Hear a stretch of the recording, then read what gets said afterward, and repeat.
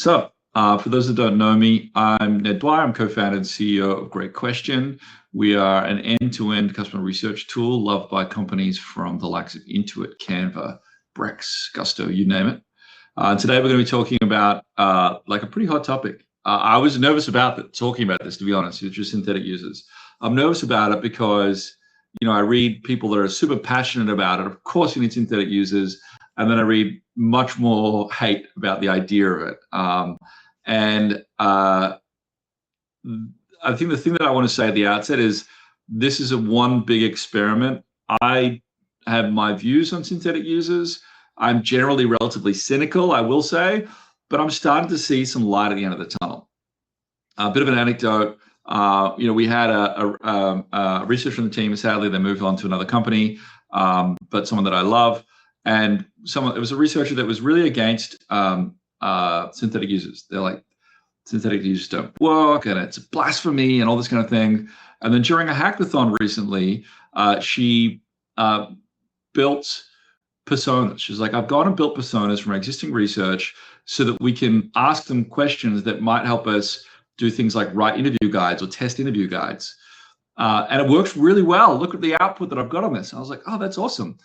I noticed you're calling it personas. You're not calling it synthetic users. Is there a reason for that? She's like, well, synthetic users don't work, and synthetic users are generic. And I'm like, well, I think what you've kind of built is a synthetic user. And so I think there's some definitions in here that need to be clarified as well.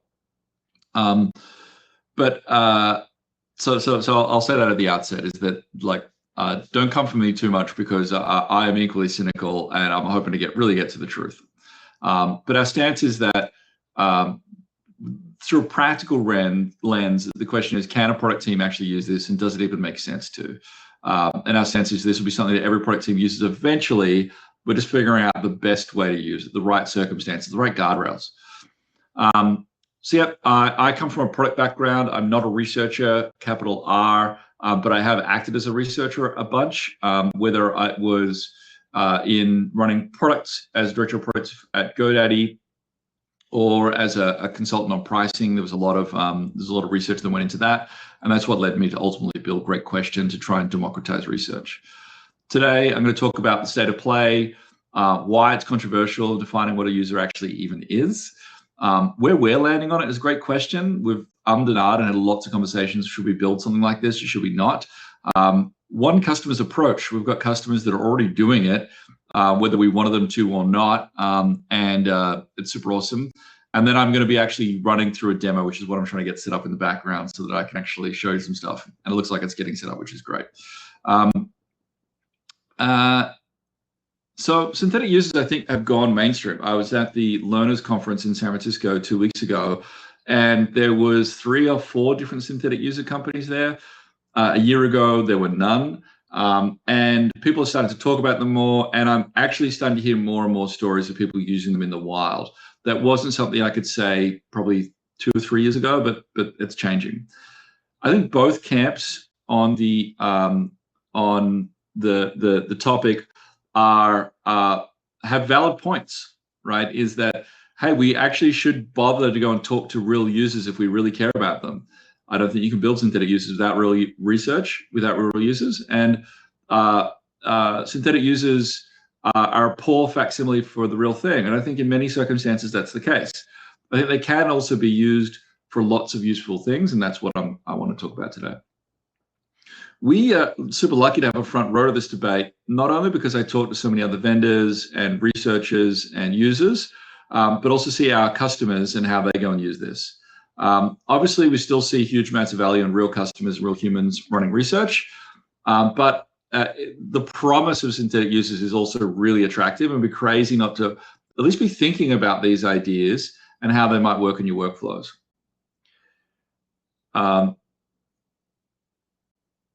Every day on Great Question, our customers are generating a lot of data by running research with their customers or non-customers they recruit, they schedule inside of our product. And we watch them build workflows on top of this. But let's go and start with what is a synthetic user. It's still being debated, right? There are a lot of people saying it's a scam, it doesn't work, we shouldn't be using it. And that's partly this is hopefully contributing a little bit to that conversation. the working definition I'm landing on is talk to an AI version of your customer. That's essentially where I land with it. And now you decide how much and where you want to do this and what for. But it's not really one thing. I think at the dullest level, you could go and create a synthetic user by asking ChatGPT, what would a product manager say about this thing? Or give me feedback on this thing. And that is trained on very generic data. Like in some areas, it's deeper than others, but generally it's super generic. And the answer you're going to get back there is not great, and it may hallucinate. And it's not going to be able to give you nuance on a particular topic. Hey, I'm trying to understand what a chief information security officer thinks about us changing the language in this area of the product from X to Y. It's unlikely to give you an answer which is going to be helpful in making that decision, particularly if it's a high-risk decision like changing the billing settings. Where we're sort of, I think, starting today is this idea of a generic synthetic user built from actual customer data. So you get all of your data, and that's kind of the workflow I'll build through today to go and talk through a user or a type of user. The next level up is a segment-based user. So saying it's a bit more sophisticated. Look, these are product managers who have some particular job to be done, and we have a ton of data from all the interviews and other things that we've collected around them over the years. And now that's the synthetic user. It's rooted in a far more granular data, and it's better segmented. It's created into a persona. And eventually, we might get to a place where we're able to build things like agentic panels, where we have significantly more data that's updated continuously. We're able to create far many more segments and use it for all sorts of purposes. We're going to use this for making significant changes to our billing or other high-risk activities. Are we going to use this with at-risk audiences? Are we going to use this in highly regulated and substantial, significant decisions? That's less clear to me, at least in the short term. Because I think ultimately it's really today, I would call it good for first drafts, but not so great for final calls, particularly high stakes calls. It's great for ideation. Press a test, a yes/no concept where you can't talk to users or you're just looking to get some initial feedback. It's almost like the mom test, if everyone's ever read that book. Stimulus design. Does this PID even make sense? Like, let's find out fast. Maybe there's things in there that don't make sense. It's got weird language in there that people don't understand. And some pre-research. Figure out what you should even be asking. I personally wouldn't be using it for replacing interviews. Still, anytime I can go and interact with an end user. By the way, throw any questions you might have in the chat. Carly, let me make sure I'm not missing anything in the messages. And now I've just lost my my talk track. Humans are still going to surprise you every single time, more than I think AI is likely to. When you're looking to make a very confident product call, you're going to make some big change in your ICP or something like that. And when you need quant grade signal, it's not ready for these kinds of things, at least not yet. And that may change. Who knows what the future will look like? There's three things we believe and we're testing. One, we don't think they'll ever replace humans. There's always a need. Even building and synthetic data requires you to have human intelligence to go and put that in there.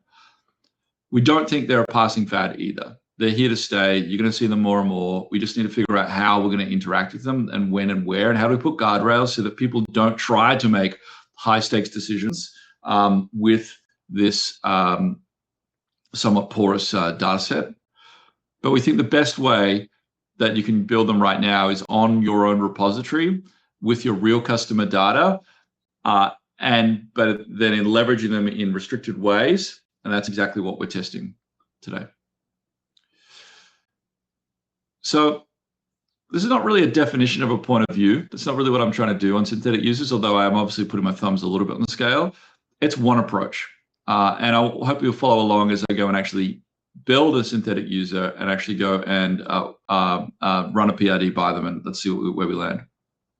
We just want to open the discussion, and so I'm hoping people learn from this. I welcome questions and challenges in the chat. It's one approach. It's an invitation to follow along. It's a request for your honest take. So today in 3 acts, entry-level way to try synthetic users. You can try it for yourself and your take. We're running a series of experiments about this. We're going to do another follow-up webinar, and we're also going to share the skill that we've created for people that want to go and try this with their own data. And so one approach to synthetic users is a B2B research team that's one of our customers, and they're actually doing this in production today. They asked that I not name them. I think that's partly to do with maybe the nature of their specific business. I think it's also the nature of synthetic research as a divisive topic, but they are using it and they're having great success. And the problem they're solving is stakeholders ask a question like, what would a customer think faster the team can run studies? Now, these is not necessarily big consequential things, or they would go and leverage their UX research team, or there may already be research that exists, but they want to get a quick swag on something. They're able to go and use this as a shortcut for those stakeholders that would otherwise outrun them and make a decision perhaps only on their own gut instinct. Their approach to synthetic users is effectively live retrieval. They draw on their real research that they've already run, querying all their past sessions or their transcripts that they've already built. Then they use our Ask AI feature to identify patterns that they cite live. I believe they actually do it via MCP. They're not doing it on the platform. And then from that, they're then able to go and using a Claude skill, assemble this stuff on the fly. So there's no stored synthetic user, which is interesting in and of itself, that it's ephemeral, and which means that there's no need to sort of update it, because every time they're running it, it's on the fly. And so we're learning a bunch from this. But it polls the research in every ask. And so what I'm going to do now is show you how it runs. First, we open up the repo, which I'll do in a second. Great question repository. Figure out what data you've got in there. 2, we connect a GQ MCP. You can go and we use this today. It's got read and write access. The uptake on it is absolutely bonkers. This adds the Claude. We then add the Claude skill, which we're not able to give you today, but we will be giving to you in the next couple of weeks. And everyone that's on this webinar will get access to it. We're basically doing a few more experiments to validate it, but we want to bring you along for the ride as we go and explore this topic. And then we give it an artifact. In this case, it's a PRD or a discussion guide or a survey, something that you want it to go and interact with. Today, it's not well suited for doing things like usability feedback and things like that, although that is not far down the track. And then we can ask Claude a question like, hey, what would users say about X or Y and Z?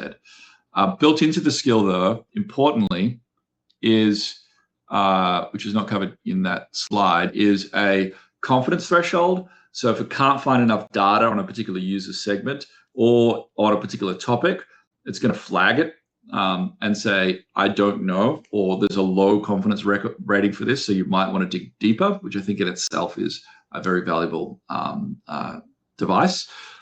And it flags gaps that it can't confidently cite on, and the output is persona cards that you can then go and share with your team. So, terrifying of most terrifying, let's go and try this live. And so now I'm going to, please pray for me as I share my screen and we try to get this going. I'm going to share my whole screen so you're going to see some bits and pieces on the sides. Let me see if I can clean this up a little bit. So the first thing we do is, I actually tried this morning. This is what I was back and forthing on, but I'm going to give it a prompt. I'm going to re-prompt it from the prompt that I gave it earlier, which is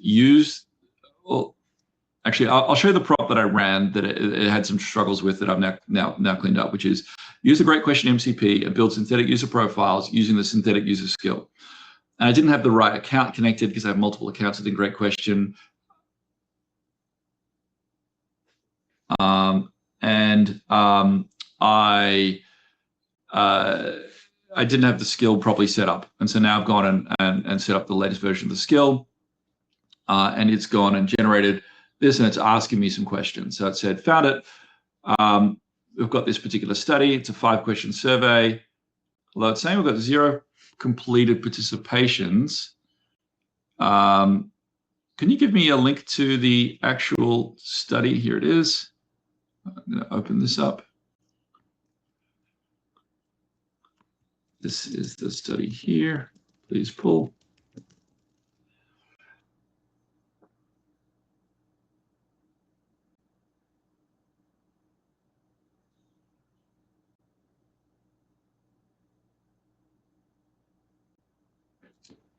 Okay, so it's now pulling this in, and it will now start to go and build our personas.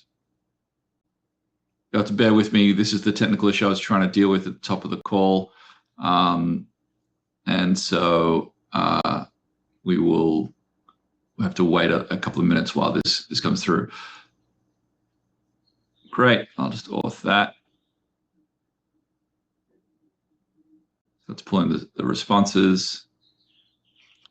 Great question's got a ton of different tool calls, so it's like able to do search, querying. It's coming back empty.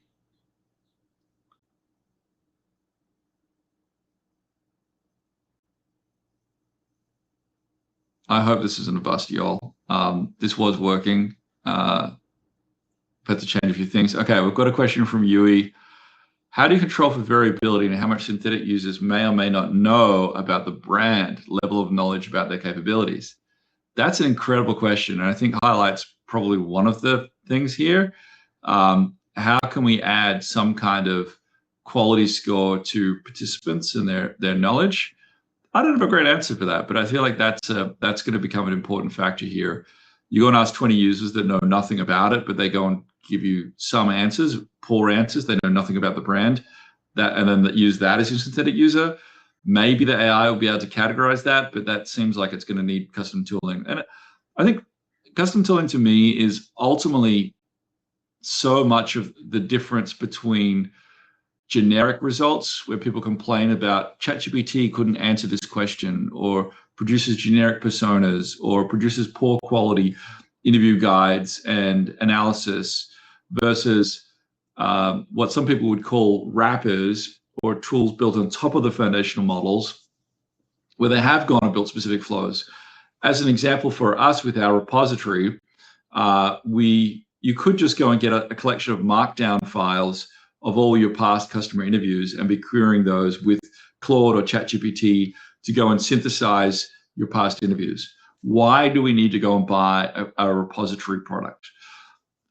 When I see how much work the team is doing with our repository product to go and identify, one, being able to handle much larger context windows than the models themselves can handle today, and using a bunch of different methods to go and break it down, summarize it, identify what's important, what's not.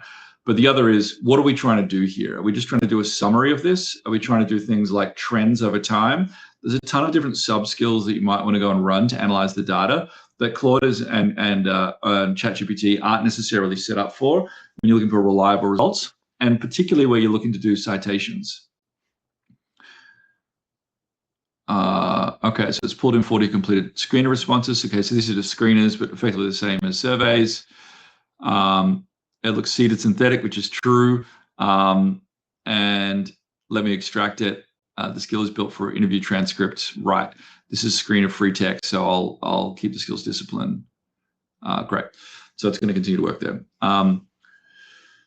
Getting off track there.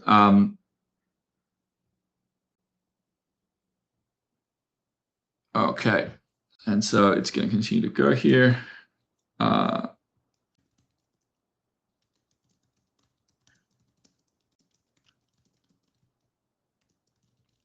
Keep the questions coming. Oh, I see some things in chat. I'm missing the chat this whole time.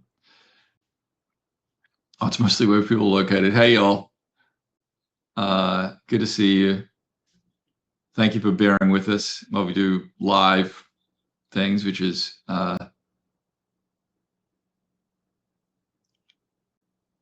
love seeing the Melissa Vogel downvote. Not a big fan. I get it. Yes, the slides will be shared afterwards, Jasmine. Eric Trainer asks about the acronyms, not fully acronyms, MCP. MCP is effectively Model Context Protocol is what it's called. The simplest way to think about it, it's just an API. There's a bit more to it, but effectively it's an API. It's a way to go and connect other tools to Claude or Copilot or ChatGPT so that you can query them to go and do things with them.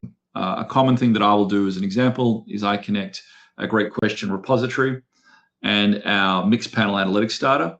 So I can say, hey, tell me any customer that has feedback about our highlight reels feature, and tell me how many people have been using it. I'm worried that we make it too difficult to share the highlight reel where people want to consume it. And it will then go and pull mixed panel data. It'll figure out, it'll have a bunch of tool calls within there to be able to go, all right, we want to go and find events are related to highlight reels. We then want to go and see if there's any events related to sharing. We then want to go and summarize how many people consume those, which accounts perhaps. And then it will produce an output for you. It's really quite amazing. I encourage you to try it. Yeah, and Carly's done a link too. That's great. Now I saw another question in the chat. No, that's great. Thanks, Plima. Okay, so what has it done? It has built 5 synthetic users grounded in the 40 responses, which is not a ton. The profiles of the month-end closer finance, because this is for an expense management tool. That's the dummy account that we run our demos on. So it's there's finance accounting who have challenges around reconciliation, missing receipts. There's the accidental spend owner. And so we'll probably give us better definitions of these here. The month-end closer, finance and accounting owners, controllers, their world 1 month own month-end reconciliation. And they've got then a list of pains they experience, the types of language they use, what they want, when to use this profile, and known gaps in this profile. Then got the accidental spend owner, operations of business ops leaders at smaller companies where it just landed on their plate. And so we go down this list, right? Now, this is we're using synthetic data effectively to generate this for this study, but we are using it ourselves. We are also having customers that have been using this. The real proof is in the pudding, right? I can show you this thing that looks quite marvelous, but until you're able to go and do it yourself and verify it and say, actually, that is actually accurate and useful for this use case, it's hard for you need to sort of, there's a lot of trust that you need to give me to believe in this. But let's take a minute now to go and do the next step. So we've gone and done this, we've generated these results. And now I think we want to run the PID against this. Is that right, Carly?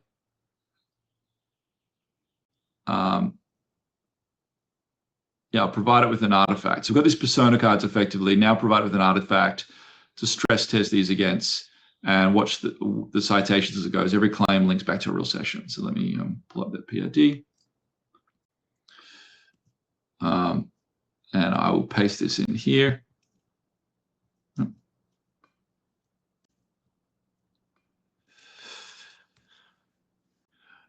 And so we'll get reactions to this PID based on these synthetic users.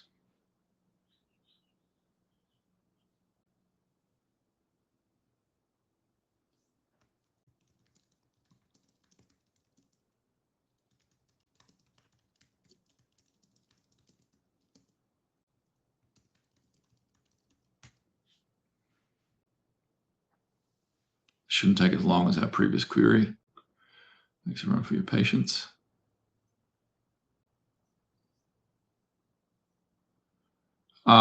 Question from Colleen. Would love to hear how you coach folks using these on how to interpret data produced from synthetic use. Yeah, we don't coach anyone at the moment because it's kind of this use case we would have been expecting people to do, and so they've started doing it, as in how do we coach our customers?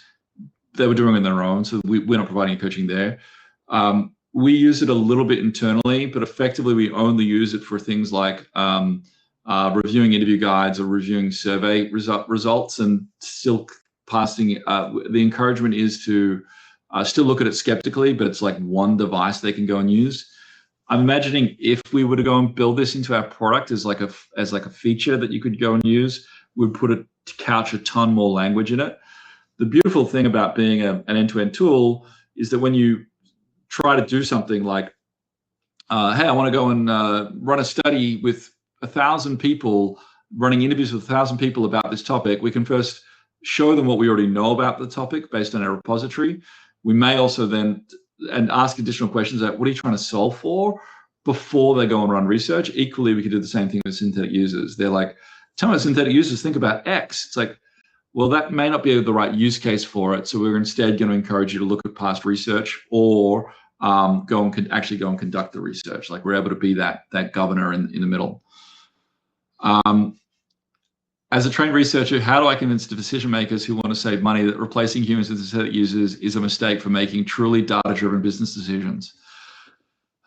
I think that's like $1 million question. I think that it's such a new field that it's going to take time for people to understand what the limitations are, and for them to learn, for you to learn and be able to communicate, and for them to learn and understand why this is not effective for these data-driven, significantly impactful decisions. Equally, I think a related one is, it's very easy for me to go and vibe code a product in ChatGPT or Claude that looks really amazing. I've seen people go and vibe code research CRMs as an example. But mostly what you see is just the tip of the spear. It's like, oh, let's just go and ship this. Well, we can't ship it because the security issues, performance issues, and how does it fit into our broader product architecture, and how do we roll it out? And it's there's no back end on it. And so how are we actually dealing with people's data and all that kind of stuff? And I think it's a similar sort of use case here, is that it may feel great on the surface of it, but as soon as people start digging in, there are restrictions for those large data-driven decision making. And I think it's just going to take time and awareness. I'll answer one more question, then I'll come back to this, to the output. I think I got through all those. So, okay, we gave it the PID. All quotes confirmed. Each profile reacted to the parts of the PID that hit their world, and I answered your 5 open questions about the evidence. And so this is the PID reactions, which it's gone and produced. How to read, it spans 5 personas, so this runs a separate reaction per profile that answer your 5 open questions, surfacing contradictions rather than averaging them. Confidence tiers reflect how many of the 40 respondents support each pattern. So the month-end closer in reaction to this, what I'd love, continuous close and zero-touch coding speak directly to my worst weeks right now. And these are quotes that it's brought in from the research. Everything runs through me as a controller. At month-end, I pull it all together. Reconciliation is me, a coffee, and a long Friday afternoon. Where I push back, your 95% zero human entry target. Capture and match isn't my hard part. Correct coding is, and getting it wrong is a compliance or client trust event, not a typo. And so it's giving me some answer there. So 95% code is plausible for generic spend, but the multi-entity job cost and grant cases are exactly the 5% where I can't afford an AI guest. Wow, that's awesome. The accidental spend owner, what I love, guardrails and auto coding would let me stop being the human policy engine for a process that keeps outgrowing us. We're pushed back. Killing reimbursement in V1. Out of pocket is not an edge case for me. It's where my trust problem lives. Okay. The approval node manager. So you can see what I'm getting to, right? We're seeing these reactions that are coming through. Again, you would need to use this with your own data, where you, as a researcher, deeply understand the corpus that you're pulling from and who your users are, and then what's being reflected and seeing these quotes. If we were to build this in Great Question, one thing we would also allow for is be able to play back these sessions. We already provide citations, the ability to play back highlights or highlight reels from within the Great Question experience, and so we'd add that same thing. But it also flags there are 2 questions the repo genuinely can't answer. Auto approval and finance control. We've got 0 direct evidence. Holy moly, it's telling me it doesn't know something? That's nice. And Q5 is continuous close believable. Do they still want a sign-off period? 0 direct evidence. Indirect signal leans towards finance still wanting a lockable, audit defensible period. And so I flagged both as the top research gaps with 3 concrete follow-up studies to run before you lock scope. And so if we come down here, it's got these, it's updating. Oh, it's gone and branded it. Fine. And so it's going to create these cards in each of these. And so the segments that the repo can't support yet, so it's pulled those out. Research gaps we might want to go and fill, and 3 follow-up studies we might go and run. Great. To me, this feels pretty good. I'd love to hear any reactions in the chat to that. Is this horrifying, or is this actually potentially interesting and useful for some use case? And so I'll come back to my slide here, and I'll come back to full screen. What we like about this approach is that it's always current. There's no stored persona to drift as we go and add new data, because just like a panel will go stale the second you go and add users, a repository or a synthetic user will go stale. You're constantly needing to feed it with real customer data or input, because the environment changes, the culture changes, the use of products, the competitive landscape changes. It still relies on us actually talking to real people. Sorry, I don't know if people are trying to avoid that, but it's still necessary. 2, what I like about it is citations are first class. It's like, here's actual data from a real session that I can click on and verify. Now, that wasn't hooked up to our verification system because it's within Claude, not within Great Question. But you imagine if we were to do this, just like all the citations are already cited in our product, that would be there. And that's really important. And it refuses to fake it, right? It's like below an evidence threshold. It's like, this is a gap, y'all. You need to go and do something about this. And it's suggesting additional research that you might go and run. Thank the Lord that it's going and actually flagging those gaps that maybe a PM or someone else might not go and flag, and that's baked into the skill. So that you're not just relying on Claude for that. The skill is telling it to act in that way. Yui, how do you approach AI bias when it comes to AI systems preferring more concrete, action-oriented language and scoring that kind of creative higher compared to more abstract concepts? Whenever I think about AI bias, everything has bias.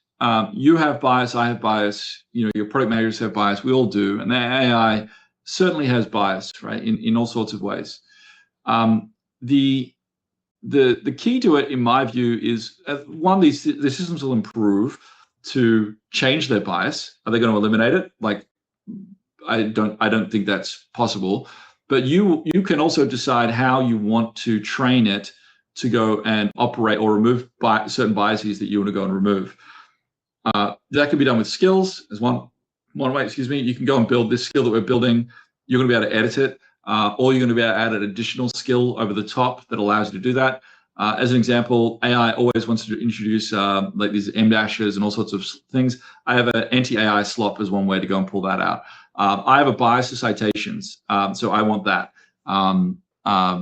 And so I think that thing that you're talking about, the compared to more abstract concepts, I think is something you could do with a skill. I think that's a good idea. Scott Dickey, hey Scott. I built a similar system with skills and a database of synthetic users based on real interviews and ICPs. Yes, great. It's used only for early directional input to product and design to identify gaps in PRDs and helps to serve as questions and early feedback teams haven't already considered. It does not replace human research and testing. Thank you, Scott. Good to see you. Scott is a boss. I think that is great to see senior leaders that are taking this approach. And particularly the last line about it does not replace human research and testing. I think this is really, it's an augmentation than it is necessarily a replacement. Okay, we're almost wrapped up here, so I'll keep going. We have a bunch of doubts. Verifying accuracy is still hard, even with citations, like validating all these things and all this picture. There's a risk that you're going to get too much information and it's going to DDoS effectively decision makers or people that are going through this. That's a risk. 2, the quality of the repository is really important. Someone flagged earlier, what if we have a bunch of repository data that's maybe from the wrong type of users, or people claiming to be a certain user type, or who have very little knowledge of the subject area, but maybe are talking very eloquently about it, and the repo is not being structured as well. and I think it's ultimately it's easy to overtrust. And so, because especially when I designed this thing, oh, it's this beautiful artifact that might give me more confidence that this is the answer and I can go and push forward for this. And so we need to find ways to couch those recommendations in, hey, this is still synthetic users. Here's where it should sit on our trust pyramid in terms of us making high-risk decisions. 3 questions that I would love your feedback on, and maybe we can do this in the chat, is where would you trust this? And where wouldn't you? Let's start with where would you trust it? I feel like that's like maybe the more interesting questions. I think there's lots of answers to where wouldn't you. I think 2 is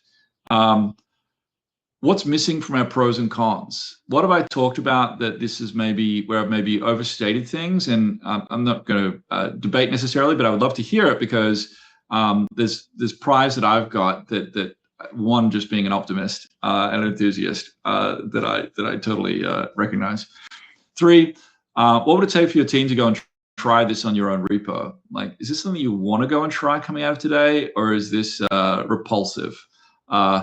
And if there was a 4th question I would ask, it's has your understanding or perception of synthetic users changed through this conversation today, even with all its pitfalls?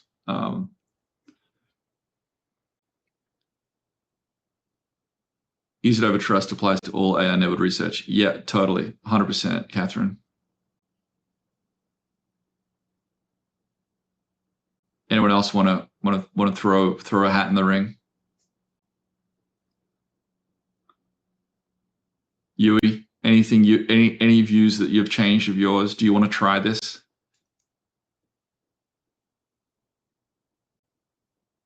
Eric, who is accountable for the outputs of the synthetic users? Especially when they inform real business decisions. Researchers and product teams. Is share accountability needed? Yeah, great. That's such a good question. We did a salon at Asana at Learners Research Week a couple of weeks back. We talked about something similar where someone from Apple talked about this idea that at Apple, it is considered a big faux pas. It's basically not allowed for a designer to do engineering work or research work. Like every function is its own silo. They do their own work, and an engineer doesn't do design work. It doesn't mean they can't maybe do a little prototype, but they're not trying to do anything else beyond that. And that we have dedicated researchers. And I think there's something beautiful about that, something beautiful about cross collaboration. But out of that, we also talked about what are the responsibilities to each other. What's the responsibility of a PM to ensure they're meeting the design standards when producing a prototype? And who's responsible if the output of that prototype doesn't land with users or doesn't meet our design systems or doesn't meet our quality bar? And so I think there is a role for designers to make sure there's a system that can be consumed by PMs and can be updated. But it's also the responsibility of the product manager to inform and to use that system and inform them and meet within those guardrails about what they can and can't do. And so in the world of synthetic users, though, it's not clear to me. I think it reminds me of autonomous cars. An autonomous car gets into an accident. Is it the company's fault? And so maybe it's the company building the synthetic users that is somewhat here, or maybe it's the team that's building them that has some responsibility. I think that's interesting. So, Melissa, when you apply critical thinking to use AI carefully, you're criticized for being anti-AI, even though that's not the case. Suggestions to overcome that bias, especially in tech. Melissa, I think that's such a great question because many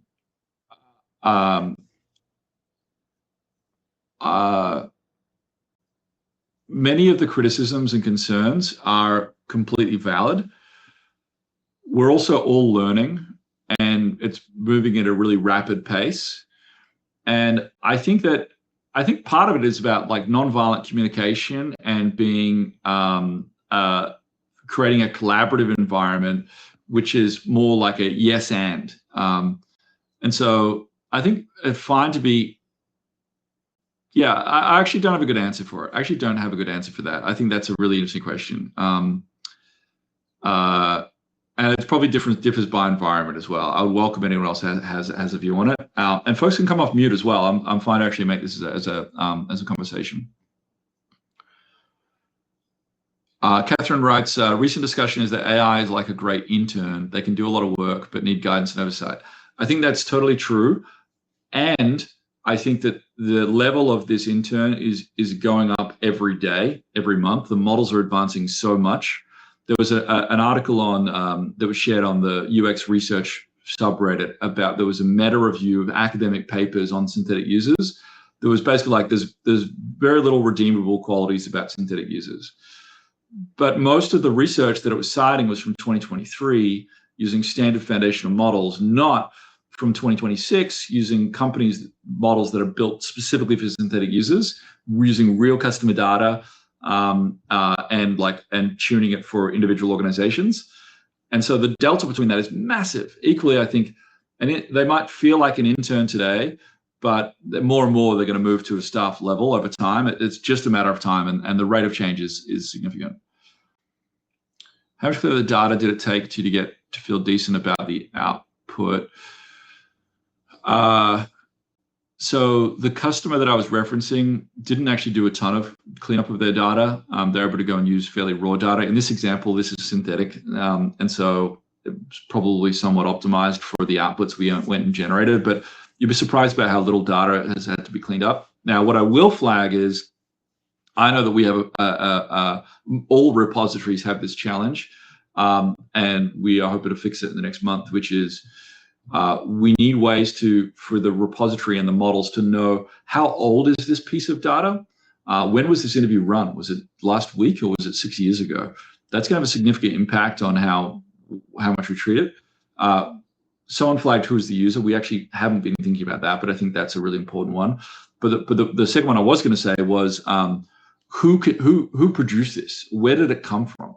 Because if it came from a sales call, that's very different to if it came from a customer interview done by a product manager or a customer interview done by a trained researcher as part of a formal research study. It's this idea of the weights and biases within that system is something that doesn't exist in any repository today. We're hoping to introduce it in Great Question shortly.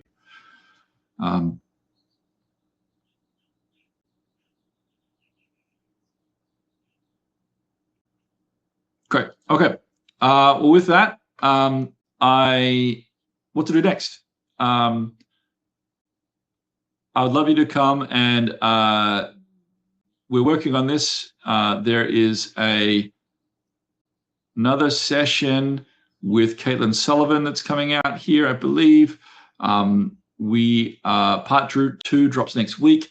We're going to be sharing a lot more about this experiment because I don't know where it's going to go. I'm going to take some of these questions you're asking. We're going to go and answer those. I think we can go and talk more about those and go and kick up some of these conversations because you're asking gnarly questions and they deserve answers. I want my own answers. I want to be able to answer these questions myself. Does the GQ MCP and skill use the transcripts in the repo? Can it use usability test videos in the repo tech? So the GQ MCP, use transcript. It can use transcripts from usability tests. Yes, I believe it's now exhaustive. Anything you can consume anything in the repo, and you can now also anything that you can create in Great Question, you can now create by the MCP. And we have some very cool stuff here around actually rendering all of the UI from GQ inside of Claude. So you actually don't need to leave Claude to be able to manage studies, to be able to edit the emails you're going to send, to be able to do your scheduling. It's bonkers. Sumyan asks, for those who have used synthetic users for early directional input, is it only for low stakes decision making? Wondering if early discovery phase could be quite high stakes because it could set directions of product strategy. Yeah, I personally am not using it for mostly for very low stakes type things. The team is using it for very low stakes type things. Early discovery phase, I could see it being something that you could call to understand high level, but I wouldn't be building anything significant without going and actually having those interactions with customers. Krishan A few related challenges with synthetic users I'd love to hear people's take on. Hyper rationalization. Real users have inconsistent message comprehension levels across synthetic users to replicate that natural variability. That's interesting. Web knowledge retrieval access. Does enabling web retrieval artificially inflate what a synthetic user knows? How do you decide when to turn it on or off to avoid responses that go beyond that a real person would have on hand? I don't think that's really a problem with at least the use case that I'm pulling from. We could have that on, but you could use that, I guess, or go around us with Claude. But in this case, it's just pulling from a repo. It's a great questions repo. It could be any repository of data, and that should avoid that problem. Model temperature calibration. Lower temperature produces more consistent deterministic outputs, while higher temperature introduces more variance. What's the right balance to ensure synthetic users reflect the natural diversity? I don't have a good answer for that.